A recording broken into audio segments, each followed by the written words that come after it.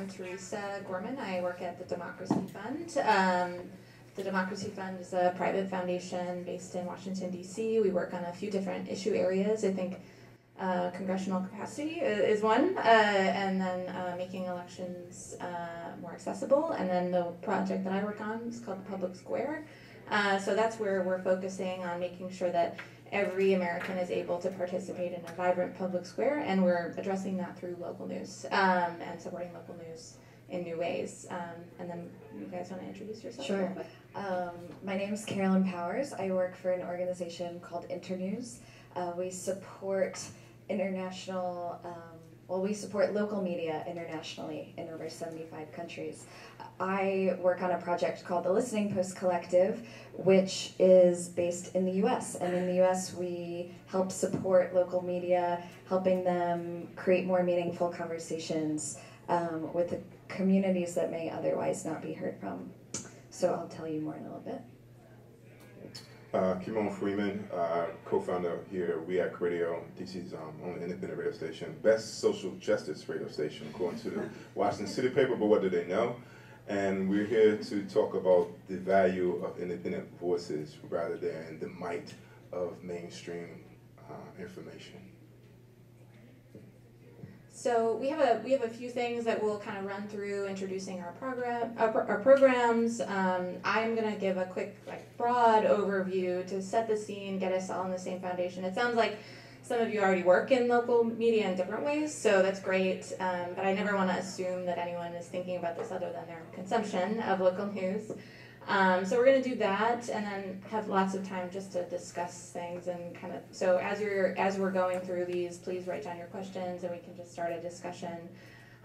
So that's great. And I think one interesting thing that has already come up a lot today is power, and a lot of the comments around citizen feedback and inclusion that have come up in previous sessions haven't mentioned local news and media, but those are things that we're grappling with in local news and media a lot. So it's really interesting to see these parallels. I was at a local news conference last week where one of the best, most tweeted quotes was, "We as journalists need to find ways to give our power away," from a organization called City Bureau in Chicago. Just one example of an amazing organization thinking about creating feedback loops in different ways. So it's just really interesting to see these parallels. And we're all new to this summit. None of us have attended before, so really interested to hear kind of your thoughts from your different fields. So I'm just going to do a quick overview of where we are in the system. So I'm not going to go through this map. That would take maybe a few hours, but Democracy Fund is a systems change organization. So we spent about a year working on the systems map, which we asked the question, you can't understand how local journalism enables or inhibits a healthy democracy unless you understand blank. We held a year's worth of focus groups, included hundreds of different people and conversations to come up with this systems map. And there are four kind of key dynamics of where we are in local news that kind of, I think, really tie into this discussion about feedback and empowering citizens. And here's I'll just kind of highlight a few. The public as participant and publisher. So I think Kimon is a great example of this. Started WEAC Radio 6 years ago. The public is now the publisher online and in different ways. So kind of changing that power dynamic. The local news is not necessarily the only gatekeeper anymore. There's an ongoing disruption of industry players. There is consolidation. Hundreds of newspapers are owned by 2 or 3 companies that reach millions of people, including Sinclair owns hundreds or dozens of TV news outlets, which the place where most Americans get their news is still local TV, so that's something to consider. So industry players are feeling the heat. Newsroom isolation and community engagement. One thing that I actually was talking to our manager of learning about this conference because she interacts with these, with you guys a little more than I do in the past. And one thing she said she was surprised by in our program was that journalists are not natural community engagers, or not all journalists. It's tough sometimes to get the more traditional industry players to get to really think about their community first and not the product first, or the story or what you're doing. So really reframing that is a big thing that's going on. And finally, obviously the shifting economic models for local news. Here's just a quick thing from Pew about news revenue. Boom, not great. So these are the kind of the key dynamics and set the foundation for this conversation. But one thing that this does do, that we identified some key opportunities. One thing we don't want is to be doom and gloom and want to go back to things that once were. Some key points that I want to bring up that we have highlighted is that legacy media did not serve the whole community, and in fact has never served the whole community. So we have an opportunity to remake media in ways that better respond to community needs. So that's just an assumption, and that's something that we're going as a foundational opportunity. Local media will never be what it once was, and in the future, the public's needs must be met by an ecosystem rather than one or two big players. We have to have everyone working together. We say the future of journalism is collaboration. And fostering a community-driven approach is central to transforming news from a product to a service. This isn't just like feel good, like, yeah, we're serving our mission. It's also about how journalism is going to be paid for and supported. If you're not thinking community first, then your community isn't necessarily going to pay to support you. So those are some kind of opportunities that we came out of that systems map with. So here's just one of our things. So we think the future of local news will be built, not as disconnected institutions, but networks. Again, this morning we talked about networks. There's lots of networks connected in collaborative journalism efforts. And I'm not going to actually go through this because I would rather have more time to talk, but we have lots of resources about engaged journalism. We have kind of two main programs that we cover: engaged journalism and ecosystem news, which is our primary local news effort. But through engaged, we kind of bring all these different types of work into local news regions. So there's tons of different things happening with engaged journalism, and they can all work together, and we're going to hear some examples of how it's happening. One thing I'll say that I think Carolyn might mention as well is we use the term engaged journalism. It's another buzzword that means a lot of different things to a lot of different people, just like feedback means a lot of different things to a lot of different people. For some news organizations, it's a Facebook comment, and then you go about your day and you do the regular thing. For us, it means truly transforming newsrooms and closing that feedback loop. So do you want to get that out of the way? Some people probably talk about engaged journalism and just like nice to have, but we think it's foundational about opening that two-way conversation. And just a quick example, so we work deep in regions at Democracy Fund. We are working 3 to 5 years in specific regions to support local news. One region is New Jersey. New Jersey is actually a media desert because it's so close to some big metropolitan areas. So we do it in 3 central areas with community engagement, sustainability experiments, and collaboration.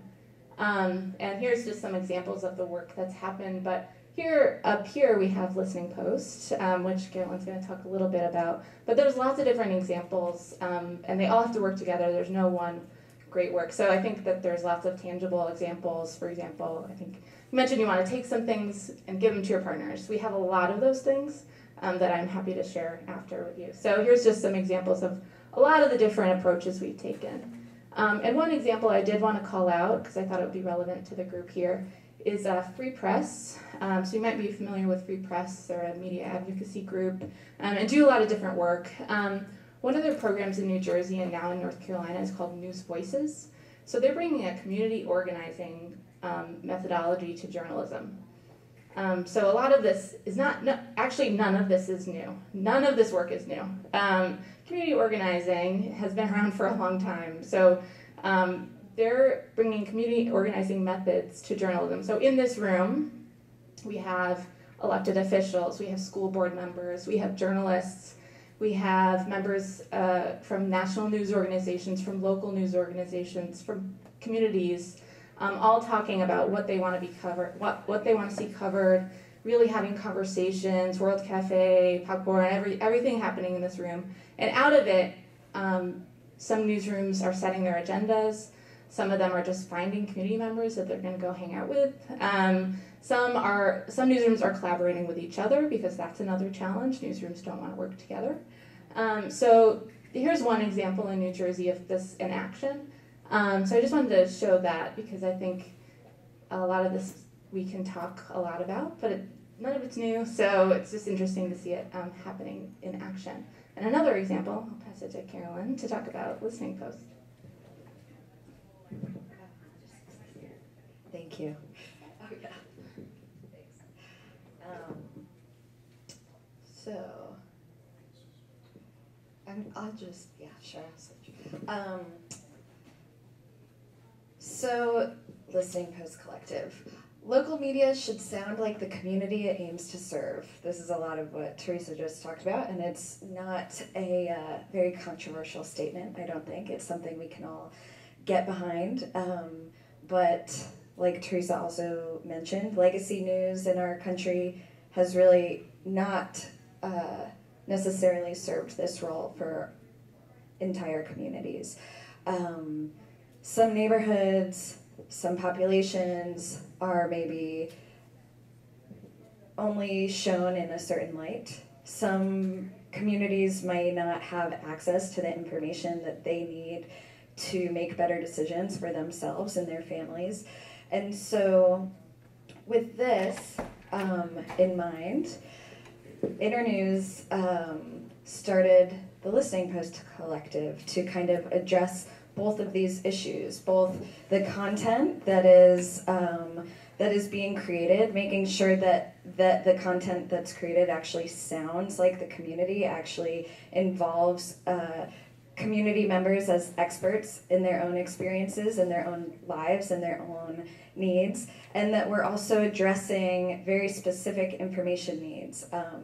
So making sure that we know what people have information about and what they don't have information about, and finding ways that we can close those gaps.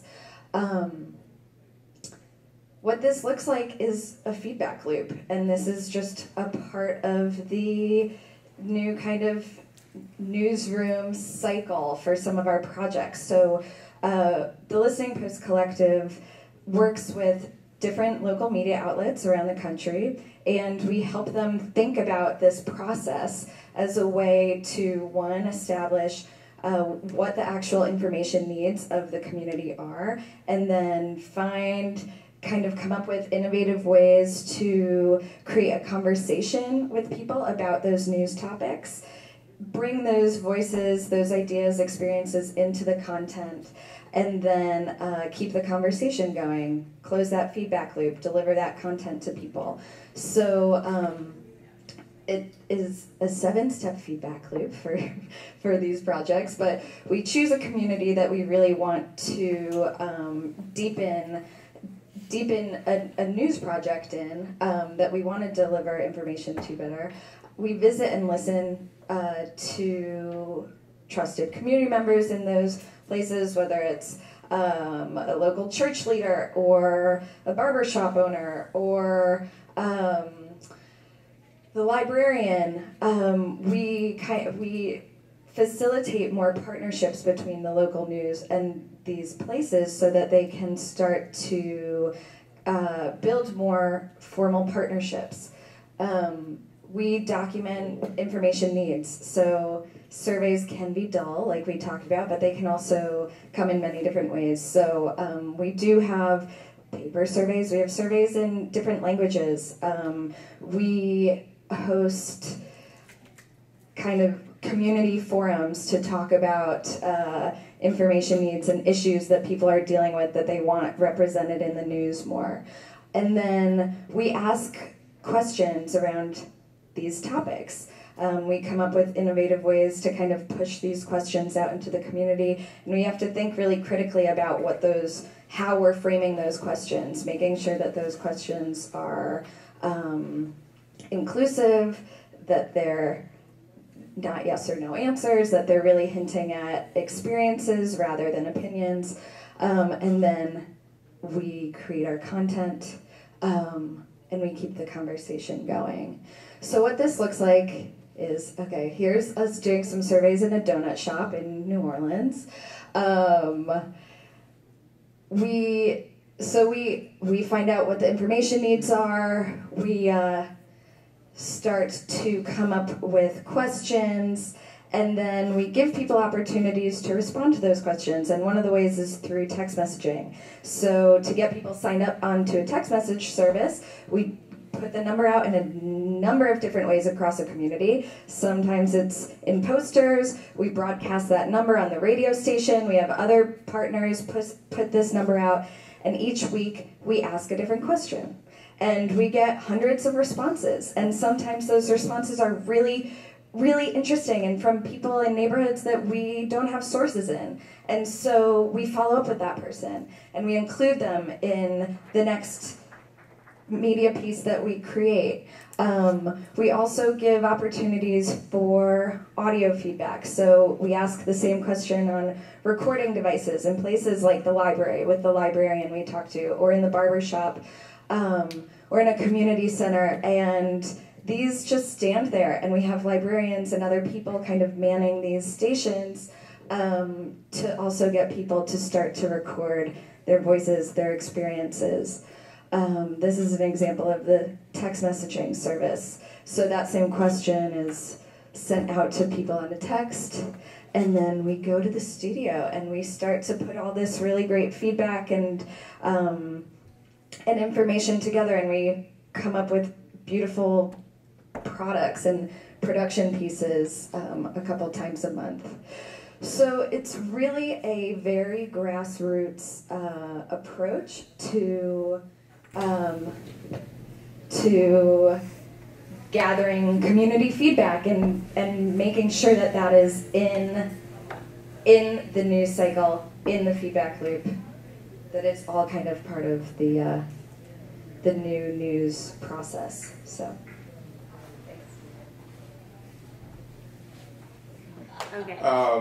Okay. Well, first of all, I don't have the cool slides that these ladies have, which is, I think, is indicative to the disparity of resources that one has. And for those who are not aware, the average white family in Washington D.C. has 81 times the wealth of the average black family. So it's not like we just cry babies or something like this. No, it's like this is a real disparity here, and I think it's indicative of the thrust of these ladies' work to address that inequity by having me here today.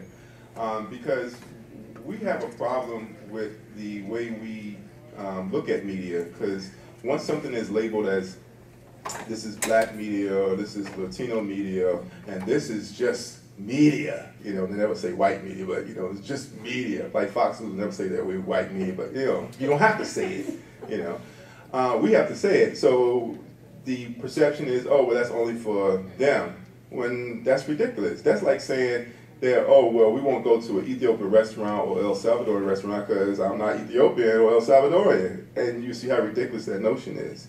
And I say that to say that because Ethiopians and El Salvadorians have the largest population outside of their home countries here in Washington, D.C. And if you're not aware of that, then you are not addressing your real community. Having said that, we need to understand that it's not like there's a black world, there's a Latino world, and there's a white world. That's insane. We all are here together. The difference are perspectives, and that's what we need to understand. And so the notion, let me say this so I tell stories. You see a guy butt naked running down the street screaming. All right? The mainstream perspective would be, that guy's crazy, he's insane, he's a threat to society, lock him up. And we'll all go with that perspective. And the local media will say, well, you know, they robbed that guy behind that building and made him strip. Oh, that's horrible. He needs help. Same guy, different perspective.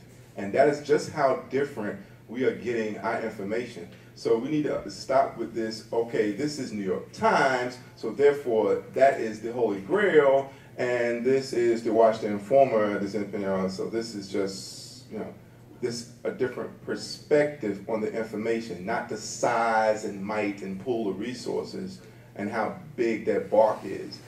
It is really the perspective. Now, either you don't care about their perspective, and that's where a lot of people really are, and we need to acknowledge that as well. But if you're really sincere about getting the whole story, then we need to value everyone's voices. And I think that we often we don't do that. It could be as simple as in the room where I'm being bombarded with someone's credentials. You know, I went to Harvard, Stanford, and Yale. And so I flunked out of UDC myself. And they were really, I'm like, yes, I'm an autodidact. They said, you're what? Autodidact, as in self-taught. Okay, there's a value there. It's called library, all right? I love this scene out of Good Will Hunting, if we want to go back to that, when the guy schools him. You know what I'm saying? Do I need to go there? Okay. So I'm saying that the same thing exists in our media spaces. Because I don't have the resources of NPR or what have you, then you cannot judge me on the qualitative presentation of that. Just listen to the information, judge the information, judge the perspective, be refreshed by that. You know, it shouldn't be incumbent upon me to then tell you, oh, well, I have the most successful local production on NPR in 2016 and won an award for it. Oh, really? Why do I have to tell you that? Does that somehow add more value to what I said before you knew that? You know? And so these are the things that we want to address. And I just welcome the feedback. That's great. So I have questions, but I wonder if, let's make this a conversation. Does anyone have things that like came up or thought of or that they want to ask or talk about before I dive in?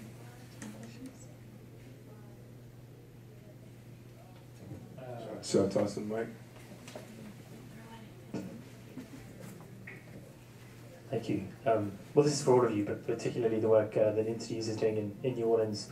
If you're bringing more of this community-driven process into media making, and it's about understanding the voices of people and then trying to reflect those in the news, how are you closing the loop on that? Are you engaging policymakers and others that have decision-making power to fix some of the problems if people want certain things in the community? Or what's the next step? Yeah. So one loop that we have to close is making sure that people know the content is available. So like it's just closing that loop in of itself. So when people respond, making sure that we send another text out that says, okay, here's the piece, check it out. But also when we are in the middle of production, we make sure that we take a lot of that feedback and bring it to the appropriate person in the community, whether it's last week it was the mayor in New Orleans, which was a really big deal for our project. It was like, wow, we have not, but the mayor knows what our project is now. But it is bringing those comments to them so they can either respond to it or add to it, and making sure that that voice is a part of the piece too. So, yeah. One thing on that I think is interesting is, Kimon, you've done events in Anacostia, right, where you bring like elected officials with WAMU, which is the NPR affiliate in town, and it's kind of like the role of media has often been to be the go-between between the people in power, but I think sometimes there's work about like cutting those boundaries to bring people to the people in power rather than having to be the go-between. Can you talk a little bit about that? Well, first of all, my producer, I can hear it in my ear. The name of the most successful local production on NPR last year was called Anacostia Unmapped. which we was awarded for. Bringing the media to the most impoverished area in the nation's capital, the underbelly of the nation's capital, was not really our idea. We didn't think that they cared. Well, historically they haven't. But then the city announced that billions of dollars of development is coming east of the river. And for those who are not familiar with the area, east of the river is the underbelly of the nation's capital. It's the poorest section. It's about 140,000 people in that section of town.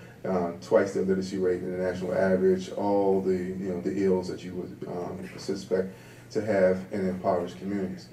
Having said that, the media came after the announcement that the last frontier gentrification and development has been designated for there, and projections that 40% of all the new jobs will be created east of the river. So all of this has to be acknowledged, because it's not like they just just Christopher Columbus east of the river, but they came still to their credit and put a spotlight on this, hence Anacostia Unmapped. But what also happens is that mainstream media outlets or larger media outlets mine smaller independent outlets because they have a laser beam focus on a specific issue, and therefore they are the experts on those specific issues. So I get calls from larger outlets asking me specific questions regarding this. Who do I need to speak to about this? And who? So okay, first time I'm cool with it. Like I'm getting quoted in the Washington Post. Oh, I'm on NPR. Then you realize, wait a minute. And I'm a field reporter for you guys or something? Like, this is just, these consultants? I mean, like, what is it? And now I feel exploited, and all that has to be addressed. Because now have these large entities mining information, and now I see the value of what we was doing. And it wasn't until they came in that we see the values.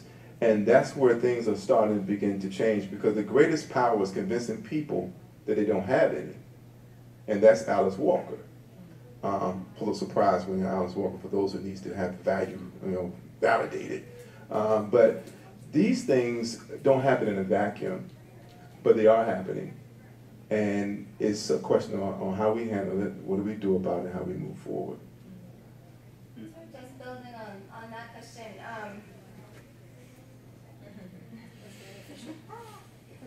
that question, how do you kind of keep hold of the narrative if you're from a particular community and you've been doing media work there for a long time and you understand the community, or you've been there, and then another, the neighborhood gets hot, gentrification wants to come in, and then there's a new narrative that comes around that the neighborhood is violent and that this and that, and I say this as a gentrifier that lives in a community that is gentrifying quickly, and I see that there is I call it the blog of the gentry, because they talk about all the wonderful white businesses that are coming in and fixing the community, and then they show pictures of all the black people that are committing crimes on these, and it's this very particular narrative about the community where I live, trying to say it's a great place to come and gentrify.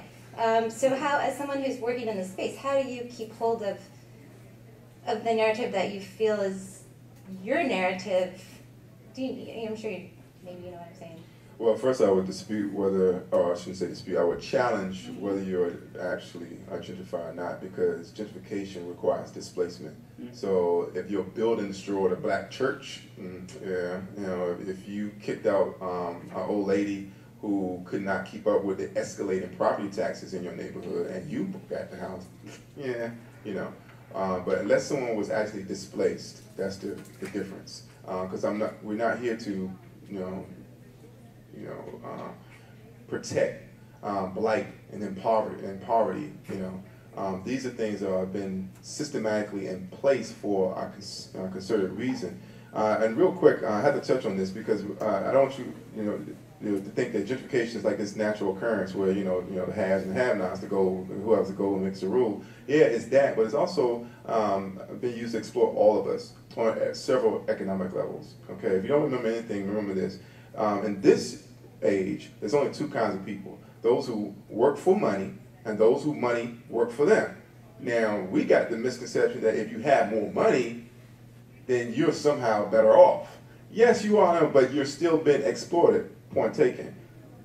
2 generations ago, when there was white flight from these areas, someone came to them and said, hey, you know, those people are going to be moving in your neighborhood and you should be moving out, which is why you still got some value in this. And they get scared and they sell often at a lower price than what they could have actually gotten in a normal space. And then they leave, and then the place is neglected, and it goes to hell, and it's purposely done that way. And then the value plummets, and then they come in, and they buy it up, and then they, you know, kick all the poor people out and sell it to those kids of these parents who left a generation ago at this astronomical price, you know. So, you know, but they make it seem like it's just you and I. Me, I'm supposed to be mad at you, and you're supposed to be scared of me. Like that's the narrative when we've both been robbed. And Lyndon B. Johnson says, if you give someone someone to look down on, he won't notice that you pick in his pockets.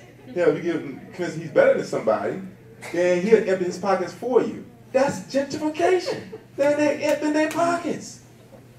And then they telling the millennials are saying, hey, this is too expensive, and they're starting to leave. So I just want to make sure that was so. Now to answer your question directly, simply have those people involved in the conversation. You know? I'm saying you got to invite the neighborhood in your house for, but if you had a cookout, wouldn't it be like advantageous to invite one person, there that's going to speak to that, because we're often not in those rooms. We're often not in those rooms. That's when the stereotypes come, because then you got somebody writing this character, this is what a black guy would say. Instead of getting a black guy to tell you what a black guy would say, So those perspectives, and I hope I answered your question. I'm going to just add really quickly, one thing that we were discussing when we were talking about this panel was creating direct opportunities for community members to engage with our media outlets. And so I talked about some of the very direct opportunities that we offer to people, but do you want to touch on how you get people in the community to tell you their stories or what opportunities you offer to? Well, we talked about this a little bit in the office because that's the $64,000 question. Because oftentimes what happens is that the people who are most affected by the story are unwilling to talk about the story. I've said in one of our documentaries that we've done, part of Finding America, local lore, PBS, 50,000 views. But, everyone has a story that the whole world could benefit from. But oftentimes, it's the one story you're most unwilling to talk about. And that's the one. That's our problem. So when this person that's most affected by the story doesn't want to talk, then someone else tells their story, and a miscommunication happens. We mentioned this in the office as well. I know there's a name for this. I don't know where it is. But if I whispered something in this gentleman's ear here, and he there, pass it around, what's it called? Telephone. Okay. If you get telephoned, the primary source is not going to be the result. And we all know this. And that's the problem with our media, when other people are telling the story. And that is our form. It's a reporter standing in front of a hurricane, And that always amazes me. Like, I don't need to see a guy with a coat blowing telling me you're the hurricane. It's insane to me. You know what I'm saying? Why don't you talk about those people who are leaving and how they walked away from this hurricane? I'm like, where are you going? And what are you going to do? How did you feel? I don't know. I just grabbed him and ran. That's, to me, it's media. The story. Fuck the guy in the wind. I know what occurred, and we know what, you look like an idiot, right? And support cameraman out there. I just always feel bad for the camera guy. Like he has to hold, this guy just, anyway, this is where we are, So where do we go from here? So just to come back to this idea of perceptions, sort of perspectives, and people sort of interpreting the same thing from through different viewpoints, you could say that probably is a result of their direct interests, right? Sort of like somebody who's looking for a catastrophe drama or a security of sort of like a guy running naked. Maybe they are far away possibly far away, and looking for entertainment rather, or for the sort of like a corroboration of their worldview that, you know, the world is dangerous. Whereas somebody living close by and seeing the guy is more interested in sort of like, yes, security, but how do I actually tackle this problem? Obviously there is a problem, so what type of problem is it? Let me understand it, which may result in understanding that that guy was robbed behind the church, and for that reason now that person close by has a better idea of how to engage with that situation. So I wonder, so I think this is a great example of sort of like where power, sort of where media has the power to sort of like steer narratives, or sort of like make sure that the narratives and the stories, and this goes to what Blair was saying, sort of connect to decision making and connect to sort of what really matters in a particular, you know, in a particular environment. And I wonder if you can just elaborate on that some more, on what you find when you sort of like work on stories or work on trying to close the feedback loop. Do you actively tackle this problem of advising or thinking about where do the decision points lie? What can we do to sort of like, you know, close this in terms of shifting the power toward where solutions possibly are lying? Okay, I was hoping you was going to keep talking so I can pull up this quote I was going to look for. I think we haven't addressed the elephant in the room, because what you just brought up is, I think up until this point we've been discussing what honest people with good intentions are getting it wrong. But we haven't addressed how, as Malcolm X would say, the media has the power to make the guilty look innocent and the innocent look guilty. How has it been manipulated purposely? Fox News, for example, you know, they have ruled in I think it was a case with Monsanto, that they had no legal obligation to tell the truth. They have a moral obligation, but not a legal obligation. And they're registered as Fox News Entertainment, Fox Entertainment. Please look that up. That has to be addressed. We need to understand that. And there's a guy by the name of Edward Bernays. He was the nephew or uncle of Sigmund Freud. He's the grandfather of PR. Population wrote a book called Propaganda in 1928. And he's a very brilliant, demented genius. And he educated on how the media and the perception of that information can be manipulated. I urge everyone to familiarize themselves with that gentleman. His name is Edward Bernays. Now, and I cannot let up off Fox News, because that's when, say, 2 years ago, I was participating in a protest. I think it was a Black Lives Matter protest, and I had a microphone and I had the speaker out getting the audience voice, and their chant was, "We won't stop till they jail killer cops. We won't stop till they jail killer cops." That's the chant. C-SPAN covered it. That's what they had. Fox News 45 in Baltimore got a hold of this, sliced it up, and then Nana says, "We won't stop killer cop." And then they got me standing there with the you know, and I'm like, yo! And then I couldn't get a lawyer to take the case. They fired the camera guy or something like, and we all know the camera guy did not air that. The camera guy didn't cut that up, you know. So we have to address that in the media as well. But back to the good intentioned people who are just getting it wrong. Again, we should have those people's voices in the room. And she was back to her question. So, well, how do you get them to talk when they're unwilling to talk? The way I've done it is you get them angry. Yeah. Anger is the motivating factor. We use anger as like it's a pejorative.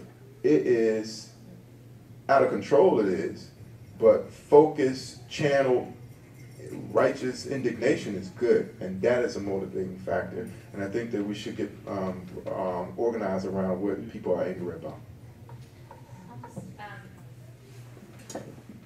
So I think that's a really interesting question too, just around, I think more traditional journalism does the investigation or does the thing and says, okay, here it is. That's great. So there's lots of movements now to take it the next step. There's an organization called Solutions Journalism that is working with local news organizations to do different type of journalism that presents solutions. And they're working with tons of different partners, so they're really careful about saying it's not advocacy, and it's starting with questions, and it's giving people like a positive solution when they're dealing with these investigations. And what like something that I thought about while you were speaking was why local news is so important. We're also working on some initiatives around trust and misinformation, and local news is important because if you know a journalist, then you might actually know kind of what's going on. So if you're parachuting in from the New York, DC, California, then you won't know what's going on in your region. So that's why it's so important. But that's one thing we're thinking about. I thought what you were doing with in New Orleans was very good. Are you interacting in any way with the Times-Picayune or the Morning Advocate to be able to give this perspective and the point of view, and can you identify what market or community is really being represented by the opinions of whatever you're... Sure. So the partner that we work with is WWNO, the local radio station, NPR affiliate station. But we have partnered with the Times-Picayune, the Lens, and a couple other contemporary radio stations down there to get the content in front of other audiences, but also to partner with those different media outlets on a specific question, for example. So the Times-Picayune, we were talking about different street names and like pothole issues, like really rudimentary stuff kind of, but that was what they were interested in, and we had contacts across the city, and so we got more of a conversation about where, what neighborhoods were left out and where the real issues were happening. And so from our end, that was a really great kind of direction. We know, so the data we collect is kind of interesting. Like, we don't have personal data on people that we're texting, but we have asked questions like, what neighborhood do you stay in? And in New Orleans, we have to say stay because after Katrina happened, people weren't living where they had formerly lived, and so they were staying in different neighborhoods outside of the city, and that term has continued. And so when we asked where people stay, we have a couple thousand people on our text message service, and we heard from neighborhoods we didn't even know existed. So we heard from every neighborhood in the city. We could see where the responses were clustered, but that was also a result of where we have done a lot of our outreach. So we have recording devices in specific neighborhoods, focusing on specific communities. May I ask one more time? Starting in the 80s is when the FCC began deregulating the media, and so whereas before that the media needed to be unbiased and provide both sides to all questions, it's been the regulations have been freed up through, including that they're going to FCC is planning to allow a greater ownership by, quite honestly, fewer moneyed people in terms of combining for the local media. So, for example, in Baton Rouge, New Orleans, the radio station and newspapers are all owned by the same wealthy people. Right. Is there any move that you're making to try to change, to combat the FCC and bring back? I mean, journalism is human, so there's always, we're always going to give our somewhat our perspective on that, but we can do better. And is there, and not make it entertainment, is there anything that's being done in your organizations to begin to combat the FCC and get back to where our standard, our normal standard is unbiased reporting, where we provide different perspectives on issues that are important to the community? I am not. Yeah, I'm glad you brought this up. As someone who lost their FCC license, I can speak to that disparity. It's intentional. The media consolidation of what she was referring to, I think 40 years ago, there were thousands of outlets, and now there are a handful. There's 6 corporations that control most of what we see and read, now.